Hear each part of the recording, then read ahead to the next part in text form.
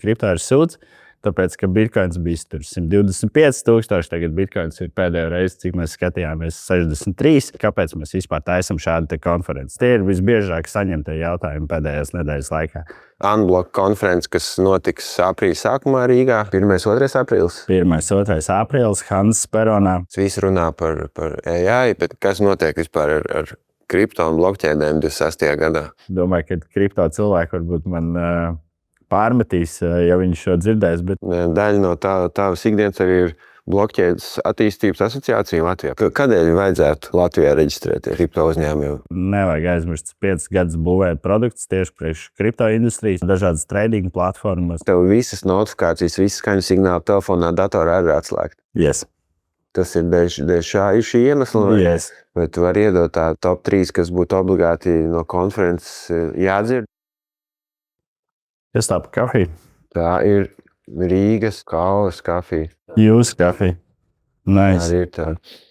Mēs varētu iesākt ar to, ko mēs sazinoties runājām.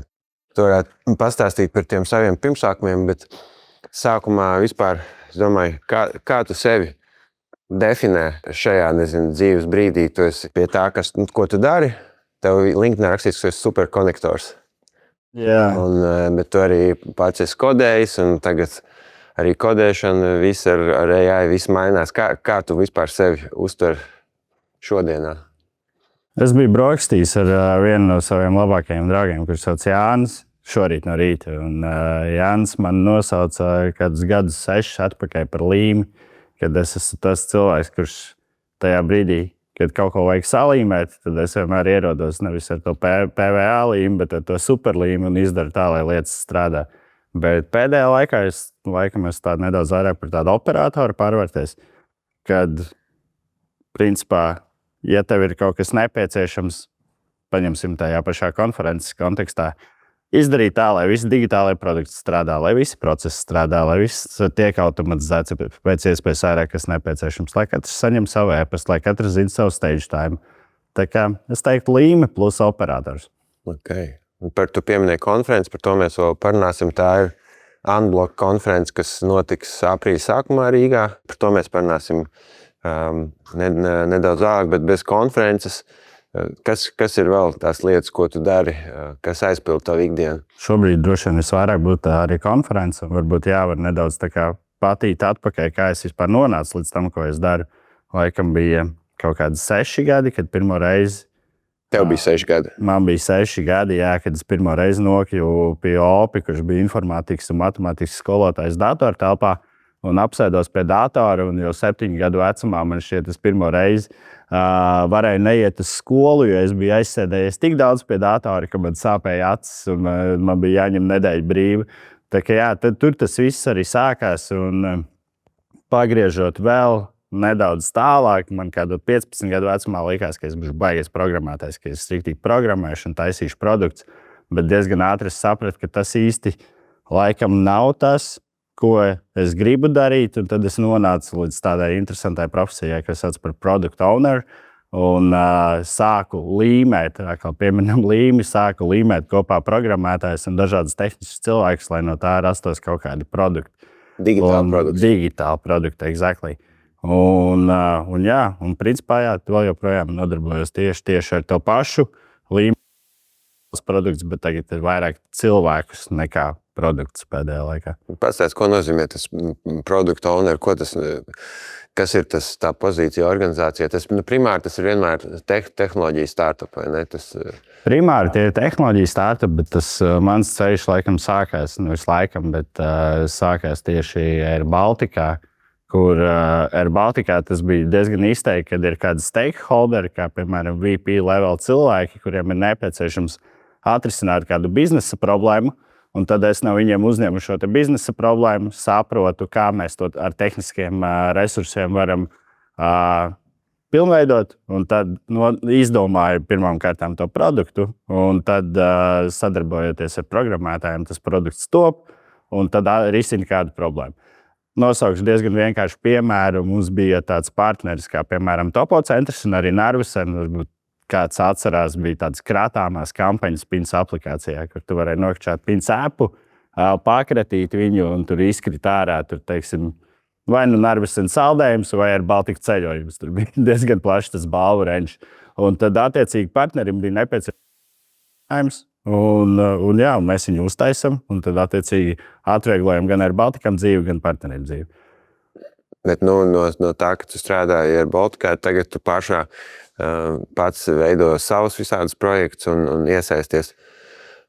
Un es domāju, viena lieta, kur, kad iegūglē tavu vārdu, nāk diezgan daudz ārā blokķēdes asociāciju, un tu tur darbojies, un, protams, nenovēršam arī ir viss, kas notiek ar mākslīgo intelektu.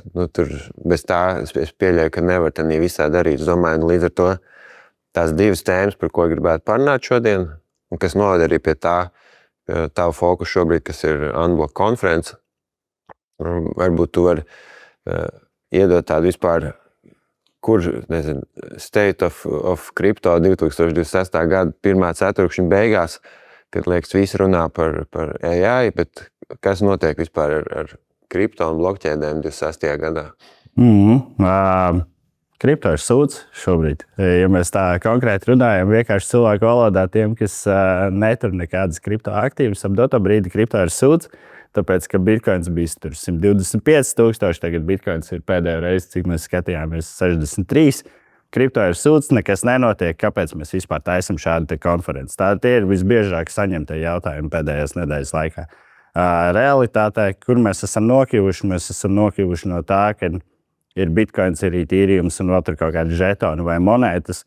Mēs esam nokļuvuši pie tā, ka cilvēki, jeb kompānijas to tiešām sāk lietot kā tādu risinājumu savu ikdienu problēmu risināšanai, kā piemēram pieminēsim arī droši vien Meta futbola klubu, pēc tam algu maksāšanai, ātrāku transakciju veikšanai. Ir tāda lieta kā stablecoin parādījušies. Tā kā kripto principā šobrīd vairāk pārvēršas no tāda nopirkšu lētāk, pārdošu dārgāk par tādu infrastruktūras tūli, ar ko var atrisināt dažādas problēmas. Okay. Tā kā tas kaut kas vēl īstenībā notiek. Ja? Un tu esi daļa no tavas ikdienas arī ir blokķēdes attīstības asociācija Latvijā, pareizi? Ja?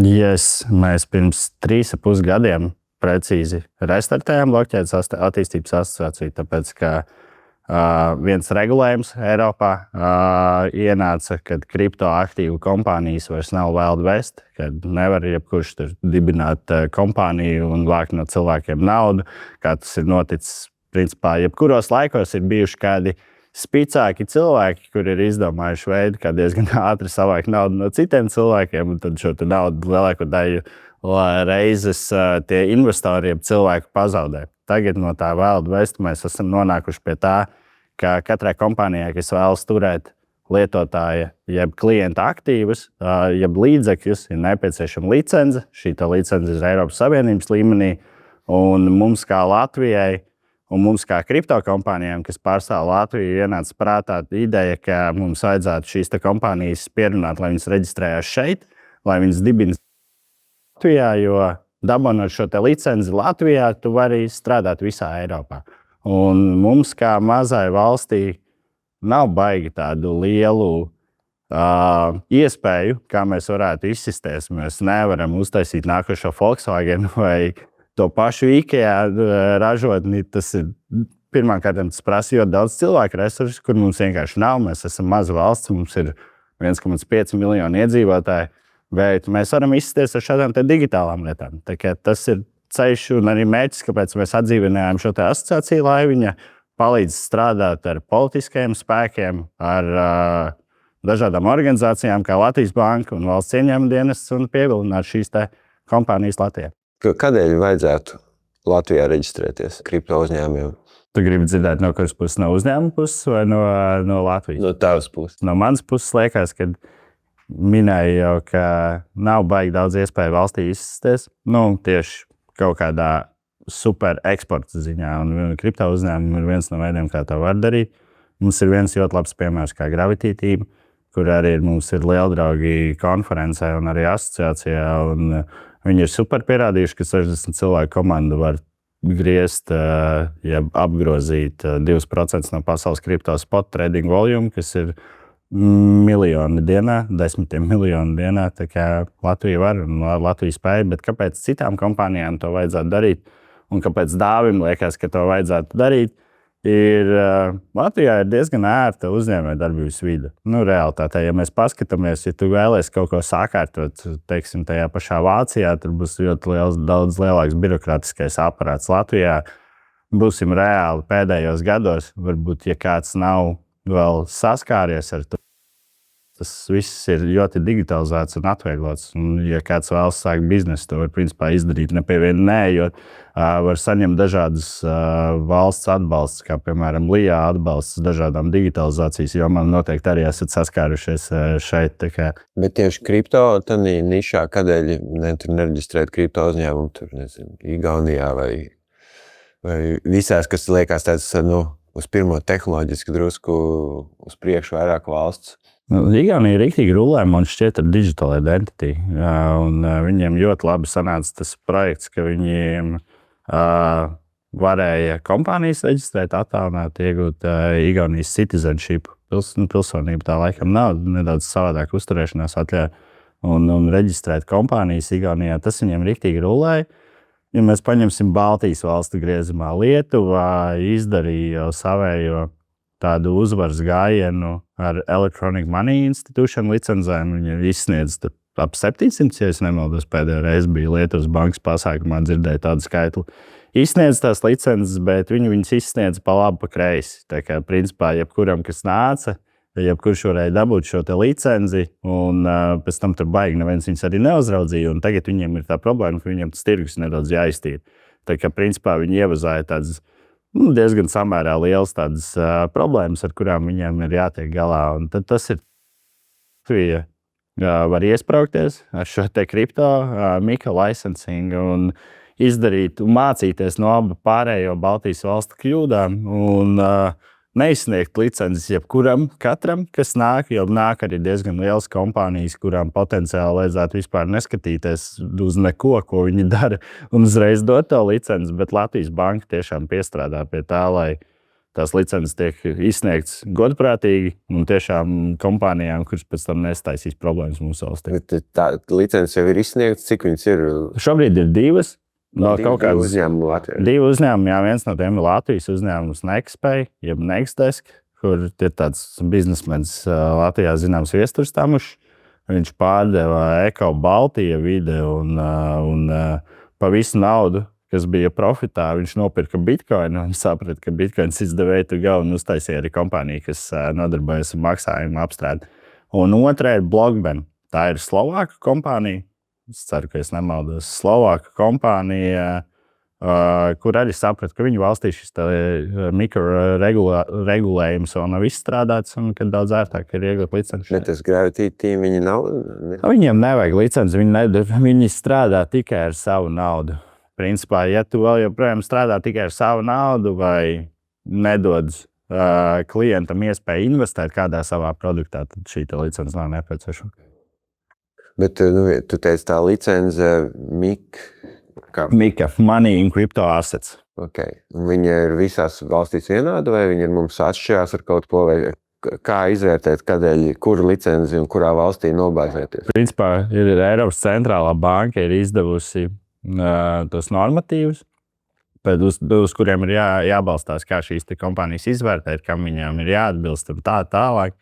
Bet tā licences, tā līgala daļa ir katras valsts interpretācija. Viena valsts var uztaisīt vieglākus noteikumus, cita valsts var uztaisīt mazāku komisijas maksu par licenci. Tas principā ir katras valsts ietvaros. Un, ja mēs skatāmies uz Latviju, tad Latvijā šis te minēja jau, ka tā izskatīšana nav tāda diezgan, viņi ir streamlainot, es teiktu, tas process streamlainots, bet tās licences netiek dotas kuram katram, kā arī šī te uzraudzības maksa ir viena no zemākajām Eiropas Savienībā. 0,6% no profita, kas nozīmē, ja kompānijai nav profita, tu vari arī nemaksāt nekādu. Ko ņem Latvijas banka? Jā, exactly. Okay. Tagad ir vairāk veidi, kā ir mēģināts pievilināt šīs kompānijas, un izskatās, ka tas arī strādā, un ar to arī bloķēts asociācija. Bet pastāst par tiem pievilināšanas veidiem, ir mārketinga. Kā jūs tagad pastāst visai pasaulē, ka šeit Latvijā ir ļoti labi? Kā visai pasaulē pastāstīt, vislabākais veids ir iet un runāt ar viņiem. Tas ir tas, ko mēs esam darījuši. Mēs esam piedalījušies negribās teikt 100, tas būtu droši vien nedaudz pārspīlēts, bet 10 konferencēs dažādās vietās pasaulē un gājuši un runājuši ar šiem uzņēmumiem. Un kripto pasaulē vēl joprojām ir tas word of mouth marketings, un tas diezgan labi strādā, ja mēs paņemam visā pasaulē kripto adoption rate un vispār cik kompānijas no kopējā kompāniju skaita, kas ir no visām kompānijām pasaulē, cik ir kripto kompānijas, viņas vēl joprojām ir diezgan maz, un visi zina viens otru. Tas word of mouth marketing ir arī tas, kas ir strādājis. Vienu baigi interesantu lietu izdarījām. Pagājušajā nedēļā mums bija pasākums Varšavā, arī Unblock tāds, sāksim to par intro pasākumu lielai konferencei, un mūsu ekonomikas ministrs izsūtīja vēstules lielākajām poļu kripto kompānijām uz to pasākumu, jo viņiem vēl joprojām šis MiCA regulation nav sakārtots. Viņiem nav iespējas pieregistrēt reāli kompāniju savā valstī, lai darbotos ar kripto asetiem. Un tad mēs šīs poļu kompānijas aicinām to reģistrēt Latvijā, un ir diezgan laba atsaucība. Okay. Laba atsaucība, es skaitos var pateikt 6 kompānijas. Ir pēc pagājušās nedēļas mūsu eventi interesēts pārvākties uz Latviju, jo viņas vienkārši nevarēs strādāt Eiropas Savienībā. Un ja tu taisi un grozi miljonus gadā, un tu to vairs nevarēsi darīt, tas ir diezgan liels loss. Tu dari asociācijā, tas esi tu, vai tas ir jūsu vienkārši tāds misijas vārdā jūs to darat, vai kāds ir tas tava interesi tanī visā? Mana interese, man patīk, man bija tāds draugs Dainis, kurš mēs ar viņu taisījām vienu uzņēmumu kopā, kas tieši nodarbojas ar blokķēžu kompāniju konsultēšanu vairākus gadus atpakaļ, un Dainis teica, ka asociācija ir priekš kām tādas asociācijas. Viņas jau tāpat neko nedara, mēs jau neko tur nenonāksim, un tur taču neviens naudu nemaksā. Tur vēl prasa biedru naudu, lai iestātos asociācijā. Bet kaut kā mēs stikojāmies kopā ar to visu pasākumu, turējāmies kopā, un šobrīd ar asociācijas vadītāju Reini kļuvām par labiem draugiem visā šajā te procesā, un taisam arī šo konferenci Unblock. Okay, tad Unblock konferenci vai Unblock konferences nav saistīta tiešā veidā ar asociāciju, bet mēs ar Reini izdomājām 24. gada oktobrī, ka mēs šīs te kompānijas esam pa vienai aicinājuši uz Latviju un mēģinājuši vest pie Latvijas bankas, pie dažādām citām organizācijām un stāstīt viņām atsevišķi, kā ir dzīvot Latvijā un parādīt ar piemēriem. Un tad mēs sapratām, tā kā šī regulācija nāk, uztaisam vienkārši vienu lielu pasākumu, lai viņas visas ne, bet daudzas atbrauc un reizē redz, ko mēs darām. Tas bija pirms gada? Tas bija 24. gada 22. decembris. Un 25. gada 22. aprīlī mums bija pirmā konferences diena. Tagad ir diezgan ātrs tas process. Un tagad mēs esam visu gadu strādājuši jau kopš iepriekšējās, lai uztaisītu daudz jaudīgāku pasākumu. Konferences būs aprīļa 1. 2. aprīlis? 1. 2. aprīlis Hanzas peronā. Bet īstenībā tā būs pilna konferences nedēļa. Sanāk pirms Lieldienām tieši. Mums pasākums sāksies jau 31.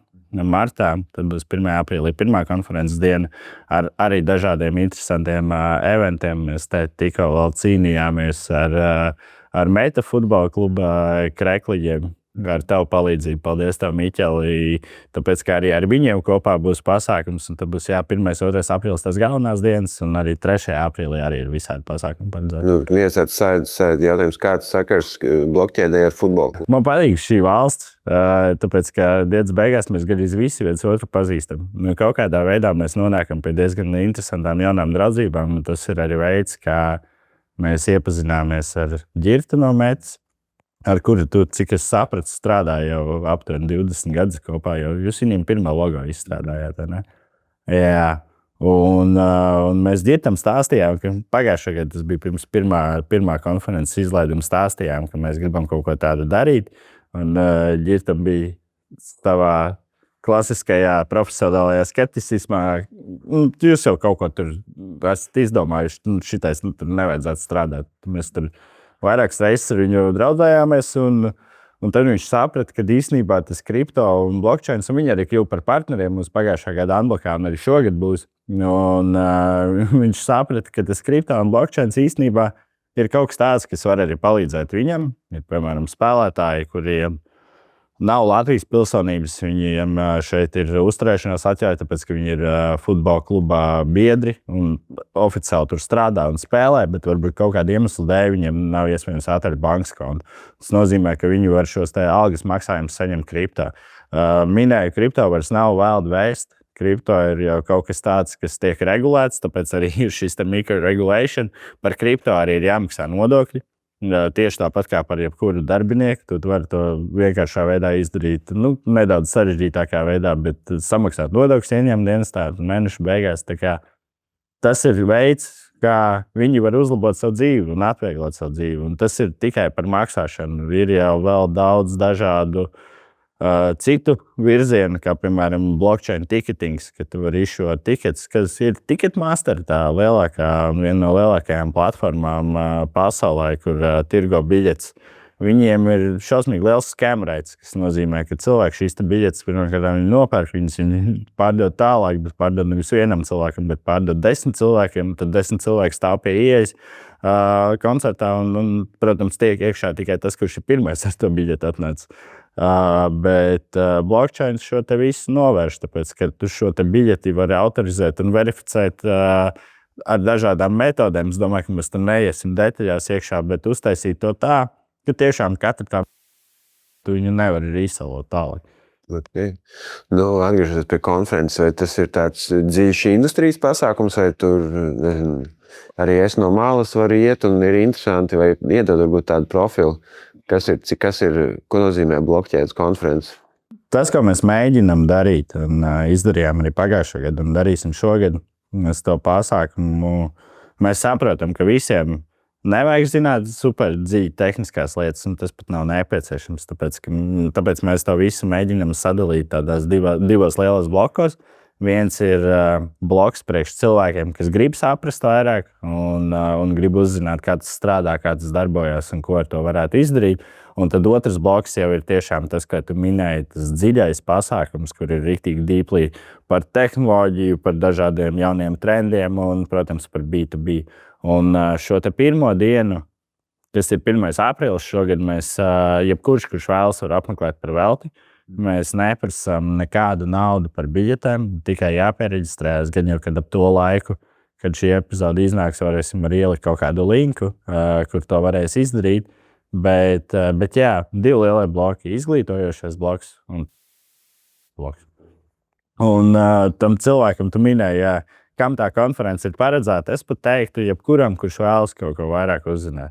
Mums nav tāds super fokus tikai uz kā to sauc, geekiem, tikai uz geekiem, kur tur visu dienu rokās un mēģina kaut ko atrast, un nav arī super fokus uz cilvēkiem, kas neko nesaprot, vai varbūt tikai pāris reizes saskārušies ar to, bet viņi tādu plašu aptarošu. Un ir tāda viena liela lieta, ko vēl joprojām mēģina šausmīgi nodalīt, un man liekas, es domāju, ka kripto cilvēki varbūt man pārmetīs, ja viņš šo dzirdēs, bet cilvēki šausmīgi mēģina nodalīt to, ka tas ir kripto un tas ir fintechs un tā ir banka un tā ir cita finanšu iestāde, bet palielam tās viss ir finanšu tehnoloģijas, un es domāju, ka mēs kaut kādā lielā brīdī saskarsimies ar to, ka blockchain arī būs tā pati fintech platforma, kā piemēram Revoluts vai Vice, tāds fintech atzars, kas tika palikts apakšā zem tā lielā lietas. Bet, piemēram, tu pats ikdienā, kur tu visbiežāk saskaries ar kripto savā tādā, vai tā ir joprojām tehnoloģija, kas vēl būs, ja tu jau viņu jūti arī savā ikdienā? Šis ir ļoti labs jautājums. Pēdējā laikā ar transakcijām ir visvairāk, bet nevajag aizmirst 5 gadus būvēt produktus tieši priekš kripto industrijas, dažādas trading platformas, un tad tā saskarsme bija daudz lielāka, bet šobrīd mums ir ticketing, kas ir on-chain. Mums ir 2 veidi ticketing, ja pēc ar kripto, tad tas ir on-chain ticketing caur vienu platformu, un tad ir parastais ticketing, kur cilvēki var maksāt ar kartiņu un savadīt uzņēmumu rekvizītus un visu pārējo. Bet jā, visvairāk, un tas, kā parastais cilvēks visvairāk var iegūt, ir noteiktās transakcijas.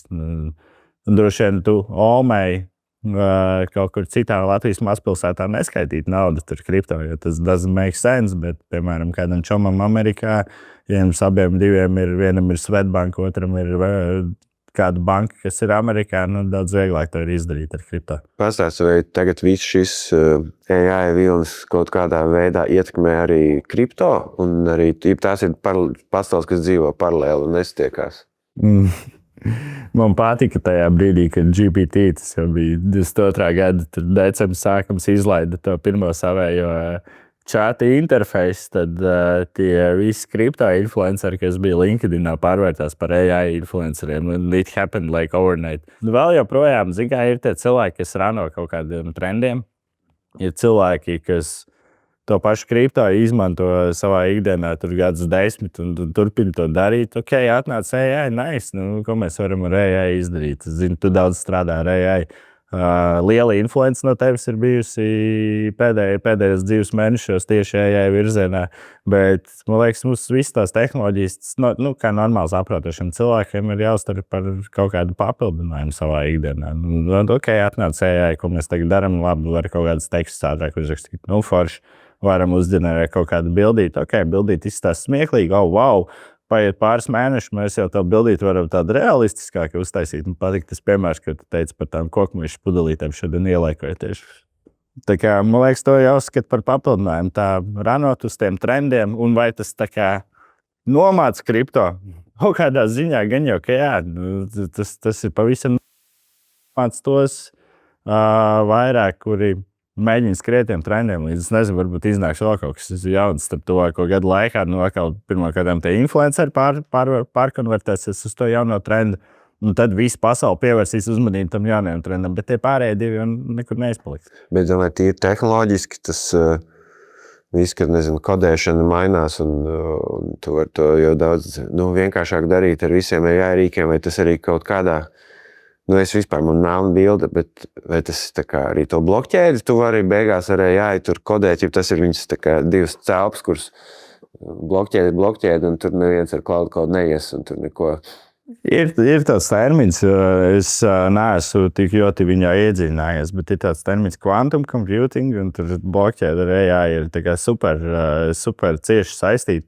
Un es domāju, ka katra nākošā tā tehnoloģija, kas iznāk, viņas kaut kādā veidā papildina vienu otru, bet ar trendiem runājot, to es izstāstīju, bet par to, kā viņas kopā liekas, man liekas, tas viss iet roku rokā.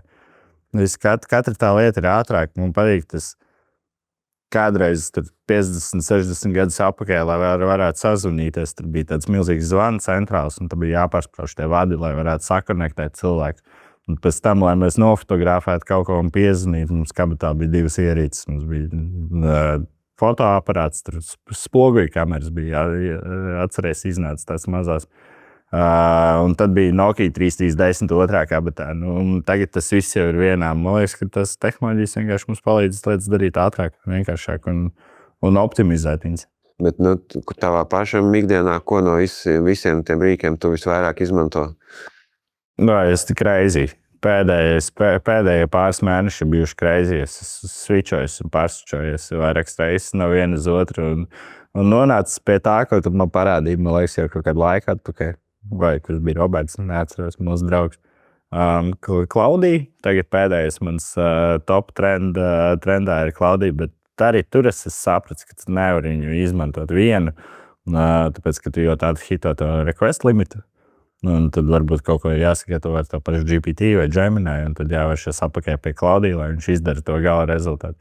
Bet tādā konferences organizēšanā tur kaut kāds, nezinu, automatizēt procesus, kaut ko tādu, tas vēl nav tik tālu. Maksimāli. Tā, kad ļoti tālu mēs šeit esam ar to nonākuši, visas e-pasta izsūtnes, automated outreach cilvēkiem, kontaktu scrapings no dažādām databāzēm. Tas viss notiek. Un agrāk tam vajadzēja visādas custom integrācijas, lai to varētu veikt. Un gan jau kādas 2 čaļus, kas ar to katru dienu ikdienā strādā, tagad tu to vari izdarīt ar chat interfeisu pāris promptiem. Bet tas ir tā kā aģents pieslēdz, vai kā tas notiek, ja tas workflows? Jā, mums ir dažādi tūli, kuriem jau tas ir iestrādāts iekšā. Paši taisīti? Īsti paši taisīti, nē, mums viņi ir savā starpā saintegrēti. Tur ir paši taisīti, bet te ir tādi standalone tools, kurus tu vari izmantot. Teiksim, tu vari aiziet uz LinkedIn, atrast cilvēku LinkedInā ar viņa konkrēti profili, kas mums interesē. Mums interesē fintech cilvēki, mums interesē kripto cilvēki. Vienā tūlī tu izvelc no LinkedIn šos cilvēkus, tad tu viņus ieliec tajā vienā tūlī, nevis manuāli, bet automātiski.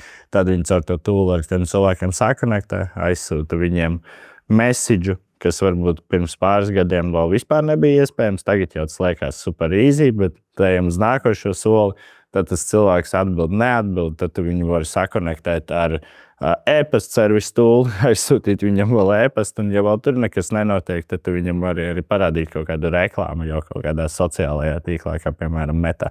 Bet tas nozīmē, ka jūs ar mazu komandu tagad varat izdarīt daudz, principā jūs ar brāli divatā jau varat izdarīt darbu 2-3 vairāk vienā nedēļā. Es domāju, ka tu zini aptuveni, cik ļoti daudz tas prasa laiku un resursus taisīt šos outreach. Un ir vesels aģentūras, kas to dara, un kompānijas viņam maksā par to lielu naudu, bet tas, ko es redzu, uz kurien tas iet, ir daudz automatizētāki procesi, daudz mazākas komandas, daudz ilgāks setup laiks, tāpēc, ka tas ir kaut kāds laiks paiet pirmkārt, kad tu iemācies un saproti, kā tas viss kopā strādā. Bet tajā brīdī, kad tu to saproti, principā, 2 cilvēki var darīt visu digital outreach pilnīgi mierīgi. Un tas notiek vēl paralēli visām pārējām lietām. Bet tev ir kaut kāds veids, kā tu menedžē to pārslēgšanos, mentālo slodzi, ka tev visu laiku jāpārslēdzās no viena uzdevuma uz otru, ka tagad tu vari tik daudz darīt, tev visu laiku jāpārslēdzās, ka nav tāds dziļa darba, 4 stundas ar vienu fokusu. Ļoti labi. Man patīk Klaudija, viņš baigi ilgi domā. Par to laiku, kamēr viņš domā, tu vari sākt citas lietas darīt. Tas ir mans pēdējais laika atklājums, pēdējā mēneša. Ļoti forši. To notifikāciju, ko viņš sūta, arī nevajag slēgt iekšā. Ja tu vari pārslēgties un tad pēc tam atgriezties pie Klaudija un salvot kaut kādas kļūdas.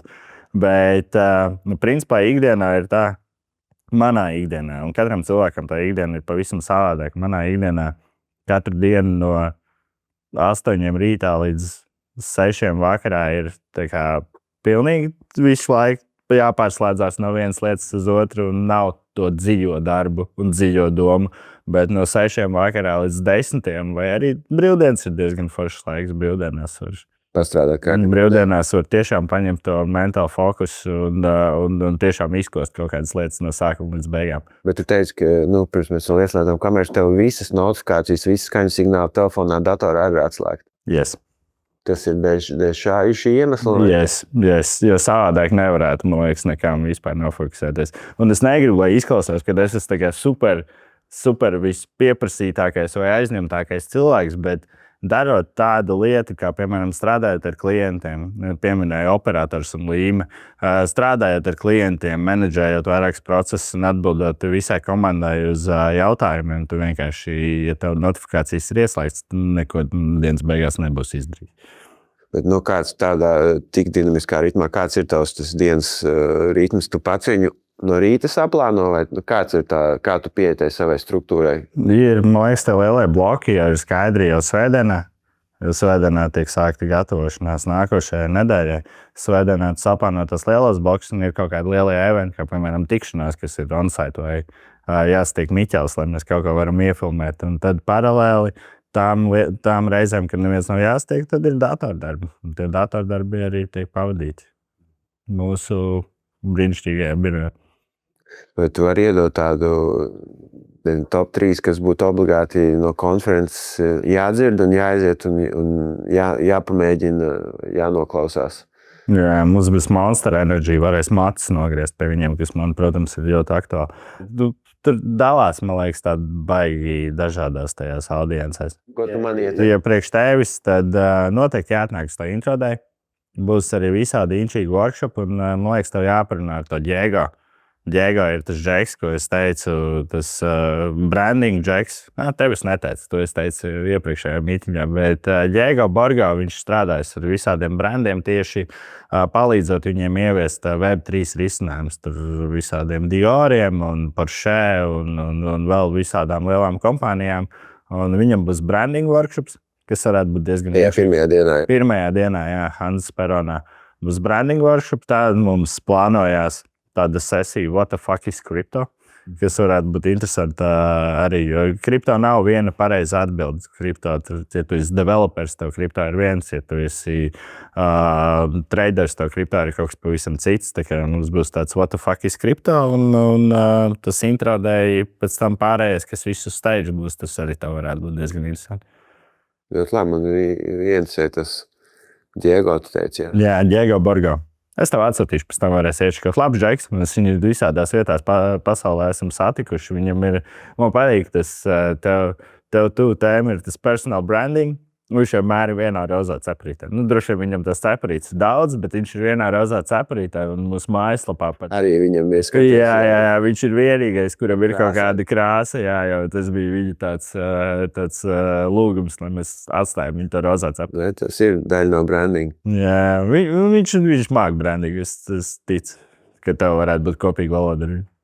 Kad mēs iesildoties mazliet runājām, arī pirms kamerām teica, ka jums ir brāli, Kārli, kurš tur pats sēž, kad ir atšķirīgs pieeja, kā viens no jums grib strādāt un maukt ļoti ātri, un otrs atkal grib rūpīgi un pārbaudīt un kārtīgi. Un man divas lietas, ko es gribēju pajautāt. Viens par kā tas ir strādāt tik ciešā sakabē ar brāli, un jūs, man liekas, katru reizi, kad mēs esam pēdējā gada laikā sazinājušies vai satikušies, jūs vienmēr esat gandrīz kopā.